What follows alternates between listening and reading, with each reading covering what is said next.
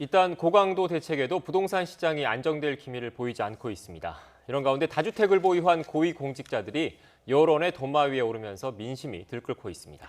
YTN이 국회의원이나 고위공무원 등의 다주택 보유에 대한 국민의 여론을 확인했습니다. 전문가들과 분석해 보겠습니다. 이택수 리얼미터 대표, 윤희용 오피니언 라이프 센터장 나오셨습니다. 어서 오십시오. 네, 안녕하세요. 안녕하세요. 먼저 현안 조사 결과 내용 좀 설명해 주시죠. 국회의원이나 고위공직자가 다주택을 보유하는 것에 대해서 국민 상당수가 부적절하다는 의견을 표명했다면서요. 네, 적절하지 않다는 의견이 63.1%로 3명 중 2명꼴로 나타났고요. 보유할 수 있다는 의견 27.5%로 나타났습니다. 예상대로 부정적 반응이 높게 나타났는데요. 집값 상승의 문제를 해결하지 못하는 이유가 정책을 위반하는 당정청 고위 관계자들이 다주택자들이기 때문 아니냐는 시중의 여론이 지금 비등한 상황이고요. 네. 또 때문에 최근 대통령의 지지율이 또 7주 연속 하락했다는 소식도 있었는데 지난주 수요일이었죠. 정세균 국무총리가 고위공직자들에게도 잉여주택을 조속히 매각하라고 권고하기도 했는데 현재 좋지 않은 여론을 그대로 보여주는 지표가 아닌가 싶습니다. 예, 세부적으로 좀 짚어보겠습니다. 일단 전 지역에서 적절하지 않다라는 응답이 높았는데 보면은 강원, TK, 호남에선 잘 모르겠다는 의견도 꽤 높더라고요. 네, 만약에 이 부동산 이슈 같은 경우에 이제 서울이나 수도권 같은 경우에는 직접적으로 정부의 부동산 대책에 영향을 받는 것이기 때문에 더욱 민감하게 반응을 하지만 강원 지역이라든가 또는 기타 이제 부동산 이슈가 쟁점이 되지 않는 지역에서는 그것에 이 부동산 정책에 대해서도 관심도가 떨어지기 때문에 그것에 이제 유불리라든가 어떤 혜택의 유무 이런 것에 대해서는 이제 관심도가 떨어지는 특성을 보일 수밖에 없다는 점에서 지역별로 다소간 이제 차이를 보이는 것이라고 할 수 있겠습니다. 연령대별로 특징도 좀 설명해 주시죠. 이제 전 연령대에서 부정적인 답변이 60%를 넘어섰는데요. 이제 20대에서만 50%대로 나타났습니다. 자세히 보시면은 이제 20대에서도 이제 보유할 수 있다는 의견이 3, 40대와 비슷했는데 잘 모르겠다는 의견이 3, 40대보다 한 5%포인트까지 높게 나타나면서 네. 상대적으로 보유할 수 없다는 의견이 적게 나타났는데요. 이 문제는 이제 노블리스 오블리제라는 측면에서 고위공직자들이 이제 모범을 보여야 한다 이런 응답도 반영이 됐을 거고요. 또 하나는 집값이 안정되어야 한다 이런 측면에서 전 연령대가 고르게 고위공직자들의 다주택 보유에 대해서 적절하지 않다고 응답한 것 같은데 이제 상대적으로 20대 같은 경우는 이 현안에 대해서 관심도가 조금은 떨어지기 때문에 모rum모 응답이 소폭 높게 나타났습니다. 예. 통상의 부동산 관련 조사에서는 이제 20대들을 질문을 해봤을 때는 다른 연령대에 비교해 봤을 때 가장 이제 잘 모르겠다라고 하는 응답이 20대에서 유독 높게 나옵니다. 이번 조사뿐만 아니라 다른 모든 이제 부동산 관련한 이슈 조사에서 나타나는데요. 그것은 20대가 어쨌든 본인들이 이제 재산을 갖고 부동산 시장에 진입하는 세대가 아니기 때문에 부모와 함께 하거나 어쨌든 부동산 시장에 진입하기 직전에 이전의 세대들이기 때문에 부동산 이슈에 대한 실제적인 관심도, 관여도가 다른 연령대에 비해서 현저히 낮기 때문에 나타나는 일반적인 현상이라고 하겠습니다. 예, 이게 다주택 보유 고위공직자에 대한 비판 여론이 점차 이제 정치권으로도 향하고 있는 모습인데 네. 당분간 이 부동산 이슈는 최대 현안이 계속 이어질 걸로 봐야 할까요? 네, 어떻습니까? 이제 6.17 부동산 대책 후속 조치가 7월 11일 발표가 됐는데 일단 민주당 의원들, 그다음에 청와대 고위 관계자들, 또 행정부 고위 이제 공직자들까지 잉여 주택에 대해서는 이제 매각하라는 국무총리의 의견이 있었고 여론도 이제 이렇기 때문에 실적으로 올 하반기에 이행 과정을 볼 거고요. 또 한편으로는 부동산 대책 후속 조치가 이제 국회에서 7월달에 이제 입법안이 통과가 돼야 될 텐데 그 과정 그리고 그 이후에 이제 집값이 하락세를 보인다라고 하면은 대통령실이 회복이 되겠습니다만 네. 만약에 계속적으로 효과가 없는 것으로 나타나고 집값이 오른다고 할 때는 고정 지지층마저 좀 이탈할 수 있는 그런 요인으로 작용할 수 있기 때문에 당청 입장에서는 굉장히 예민한 문제가 아닐 수가 없을 것 같습니다. 네, 잠깐 대통령 지지율 말씀하셨는데 대통령 지지율 살펴보도록 하겠습니다. 네. 7주 연속 내림세 기록했다고 하는데 구체적으로 설명해 주시죠. 네, 지난 주중까지는 좀 반등하는 모습을 보였습니다. 6주 연속 하락하다가 반등하는 듯 보였습니다만 이번 주에도 목금까지 계속 또 하락세를 보이면서 네. 48.7%의 긍정평가, 7주 연속 하락하면서 오차 범위 내에서 긍부정이 지금 데드크로스 직전까지 왔습니다. 이 부분은 16주 만에 오차 범위 안으로 들어온 건데요.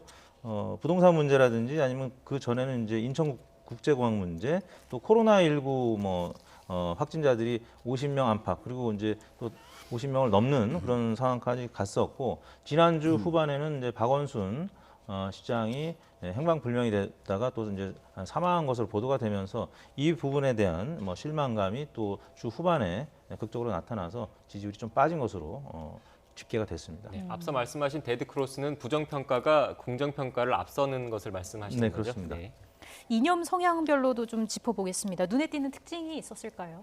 예, 이념 성향별로 봤을 때는 이제 정의당 지지층, 이제 진보 성향층에서 문재인 대통령 국정수행 평가에 대해서 이제 부정적 평가하는 비율이 좀 컸다고 할 수 있겠습니다. 네. 예전에 비해서 높아졌다고 할 수 있을 텐데요. 그래서 이 조사에서 아주 충분하게 이제 서울시 박원순 시장 관련한 이제 논란들 충분하게 반영된 것은 아니겠습니다만은 이제 요 흐름들이 있게 된다고 한다면 만약에 사회적 약자에 대한 이런 이제 여당의 여권의 이제 입장 등 이것에 대한 실망하는 진보 성향층들이 있을 수 있는 것이거든요. 그런 것들이 추가적인 영향을 줄 수도 있겠다는 그런 분석이 가능할 것 같습니다. 네. 어떻게 보십니까, 대표님께서는? 네, 특히 이제 진보 진영 내부에서도 정의당 지지층 등 그러니까 안희정 전 지사의 이제 모친상에 대한 조화 논란이 있었죠. 그러니까 이 젠더 논란까지 이어지면서 문재인 대통령의 고정 지지층의 일부인 진보층 일부와 정의당 지지층에서 문재인 대통령 지지층이 일부 이탈을 했기 때문에 네. 이번 주에 40%대 지지율을 2주 연속 기록하고 7주 연속 하락한 것이 아닌가 싶습니다. 지역별로는 영남권에서 좀 떨어진 것 같아요.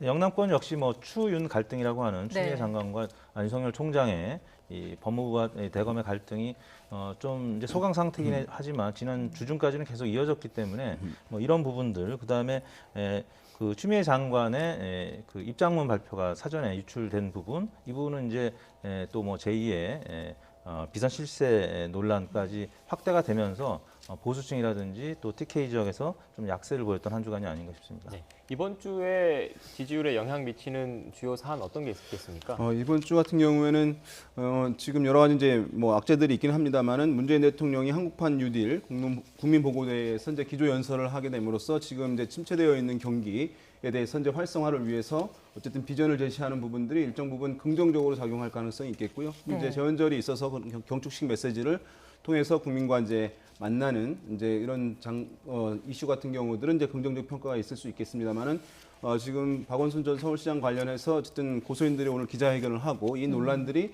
이번 주까지 지속될 것으로 보이고 또 한 가지는 어쨌든 지금 표현은 없습니다만은 백선엽 전 대장 같은 경우 논란도 사실은 이제 이념 간 갈등을 약 촉발하고 있는 상황이라고 할 수 있거든요. 이제 수요일에 발인인데 어쨌든 그것도 이번 주에 이념 간 갈등을 좀 부각하는 이슈로 작용돼서 또 부정적으로 영향을 줄 가능성은 있겠고 지금 어쨌든 완전히 종식되지 않고 꾸준히 지역 감염이 있게 되는 코로나19 관련해서도 어쨌든 문재인 대통령의 국정수행 평가를 가시적으로 단기간에 올리는 것을 좀 제약하는 요인으로 작용할 가능성이 있어 보입니다. 네, 이런 이슈들을 생각했을 때 다음 주 대통령 지지도는 어느 정도로 예상을 좀 할 수 있을까요?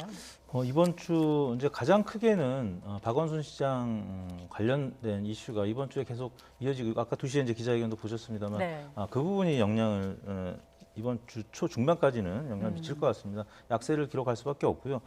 물론 이제 문재인 대통령 현재 지지율은 한국 갤럽 기준으로 했을 때 과거 대통령보다 여전히 높은 상황이긴 합니다. 네. 4년 차 1분기 때 60% 초반을 기록했었고요. 근데 이제 만약에 40% 이제 중반을 기록한다면 김영삼 대통령이 41%였고요. 4년 차 2분기 때. 그다음에 이명박 대통령이 30% 후반이었는데 40% 초중반까지만 기록해도 과거 이제 대통령의 4년 차 지지율과 비교했을 때 나쁘지는 않은데 네. 기고 효과라고 할까요? 문재인 대통령 지지율이 워낙 높았었기 때문에 또 불과 이제 2, 3개월 전만 해도 60%나 50%대를 기록했기 때문에 레임덕이 없는 대통령이 될 것이다라고 했는데 남북 관계가 이제 굉장히 안 좋아지기 시작하면서부터 지지율이 하락했는데 남북 관계는 이제 비건 부장관이 오면서 또 김여정 부부장도 뉘앙스가 좀 바뀌었죠. 그래서 네. 지지율이 좀 반등하는 요인으로 작용. 작용하는 듯 했습니다만 안희정, 박원순 전 지사시장의 논란 때문에 지금 계속 어려운 상황이 이어지고 있습니다. 네, 정당 지지율은 어떻게 됐습니까? 민주당 지지율이 이제 당청 지지율이 보통은 궤를 같이 하는데 이번 주에 소폭 이제 반등하는 모습을 보였습니다. 민주당 지지율이 1.4%포인트 오른 39.7%였는데 지난주에 워낙 좀 많이 빠졌었기 때문에 조정 국면이 아닌가 싶고요. 미래통합당은 29.7%로 지난주하고는 거의 비슷했습니다만 30%대를 지키지 못했습니다. 지금 여전히 뭐 한국갤럽이 지난주 대선 후보 조사를 발표했는데 당내에서는 이제 미래 권력으로 보일 만한 후보들이 지금 나타나지 않고 있기 때문에 윤석열 총장이라든지 아니면 홍준표 의원도 지금 당 바깥의 인사죠. 아직 복당이 안 돼서. 그래서 네. 미래 권력이 지금 당내에 없다라는 점에서는 여전히 30%를 지금 여유 있게 넘지 못하고 있는 상황이 계속 이어지고 있는 것인데요. 그러니까 반사익을 좀 봐야 되는데 반사익을 좀 보지 못하는 여전히 이제 비호감도가 높은 상황이 계속되고 있어서 이 부분이 김종인 비대위원장과 주호영 원내대표의 이제 과제가 아닐까 싶고요. 나머지 정당들은 뭐 크게 차이가 없었는데 정의당이 5.9%로 지금 안희정 전 지사의 문재인 대통령 조화 논란이라든지 이제 박원순 시장의 또 기관장 장례 소식 때문에 좀 지지율이 떨어지지 않겠느냐라고 했었는데 지지율이 이번 주에 정의당이 좀 상승을 했습니다. 네. 열린민주당은 이제 비슷했고요. 5.1%였고 국민의당이 2.9%로 역시 뭐 큰 차이는 없었습니다. 다만 무당층이 지난주 대비 1.7%포인트 줄어드는 모습을 나타냈습니다. 센터장님, 이번 한 주에 정당 지지도에 영향 미칠 이슈는 뭐가 있을까요? 만약에 지금 뭐 박원순 서울시장 관련한 이제 이슈들 또 젠더 이슈들 같은 것들이 만약에 여당 내의 젊은 이제 지지층들에게 다소간 영향을 줄 수 있다고 한다면 부정적인 악재가 될 가능성이 있을 수 있겠고요. 미래통합당 같은 경우는 어쨌든 여권에 이런 이제 뭐 악재들이 있는 상황에서 반사 효과를 충분하게 누리지 못하고 있는 그런 상황인데요. 그래서 지금 이제 아직 원내로 진입하지 않고 지금 계속해서 이제 개원식 자체도 이제 거부하고 있는 그런 상황인데요. 만약에 원내 진입함으로써 의회 내에서 목소리를 내고 한다면은 일정 정도 반사 효과를 뭐 이번 주 이제 얻을 수 있는 그런 상황이겠습니다만은 장외에서 투쟁을 하게 된다면 또 이전처럼 그런 반사 효과는 제약될 수밖에 없는 그런 환경이라고 하겠습니다. 네, 알겠습니다. 지금까지 이택수 리얼미터 대표, 윤희용 오피니언 라이브 센터장과 함께 이야기 나눴습니다. 오늘 말씀 고맙습니다. 고맙습니다. 감사합니다.